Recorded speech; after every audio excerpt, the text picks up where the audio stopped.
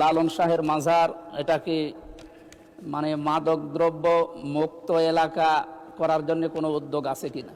মাননীয় মন্ত্রীর কাছে আমার প্রশ্ন, সাংস্কৃতিক রাজধানী হিসাবে কুষ্টিয়া সারা বাংলাদেশ সহ বিশ্বে একটা পরিচিত।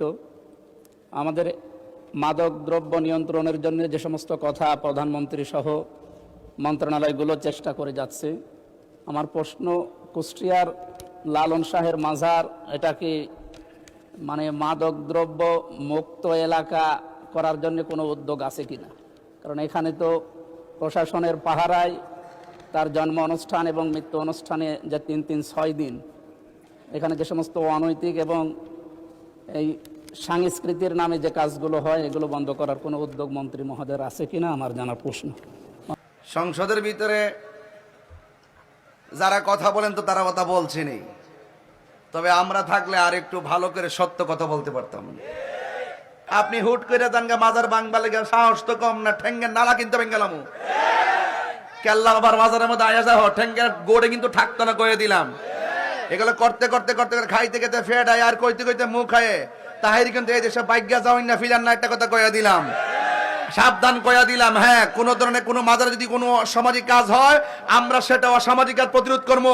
কোন মাজারে যদি শরীয়ত বহির্ভূত কাজ হয়, তোমরা আমরা সবাই মিললে সেটা প্রতিহত করব। কিন্তু ঢালাও ভাবে আল্লাহর ওলির মাজারকে ভাঙার জন্য নির্লক্ষ্য যারা আসবে, তাদের ঠ্যাং ভেঙে বুড়িগঙ্গায় ভাসাইয়া দিবে ইনশাআল্লাহ। আমরা কেন আল্লাহর ওলির দরবারে যাই, এই জন্য অনেকে আমাদেরকে মাজার পূজারি বলে গালি দেয়। কথা কোন ঠিক আছে নি?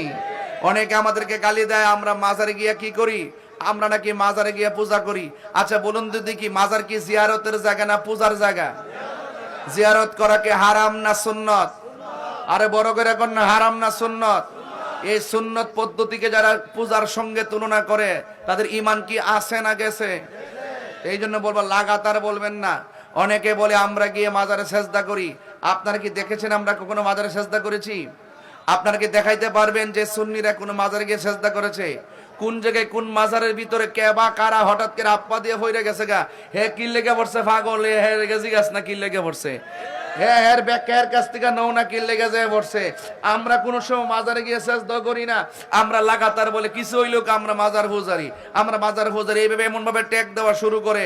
আচ্ছা মাজারের মধ্যে 2-1 যাই গিয়া, মাজারের ভিতরে 2-1 যাই যায় যদি কোনো সমাজ বহির্ভূত কোনো কাজ করে, এটা হইলো বিচ্ছিন্ন একটা ঘটনা। এগুলো আমরা সমাধান করব। কথা কোন ঠিক না বেটি? কিন্তু লাগাতার যখন পুরা সুন্নি অঙ্গনকে মাজার পূজারি বলে টেক দিবেন, এর দ্বারা আপনাদের সঙ্গে আমাদের দূরত্ব কি কমবে না আরো বাড়বে? আরো যদি কমবে না বাড়বে? প্রতিহিংসার বশবীতি হয়ে মিথ্যা অপবাদ দেওয়ার শাস্তি কতটুকু এটা তো আপনারা ভালো করে জানেন। মাথা ব্যথা হয়েছে বলেই গলা কেটে ফেলে দিয়েন না। আমাদের সমাজে অনেক মাদ্রাসার ভিতরে তো অনেক ধরনের অপ্রীতিকর ঘটনা ঘটে, ঘটে কি ঘটে না? তাই বলি কি আমরা মাদ্রাসা ভাঙ্গালামো? তাই বলি কি মাদ্রাসা ভেঙে ফেলতে হবে? এটা বিচ্ছিন্ন ঘটনা করতে পারে, শাস্তি দিতে হবে, তাদেরকে আইনের আওতায় আনতে হবে। এক কথা কোন ঠিক না বেটে?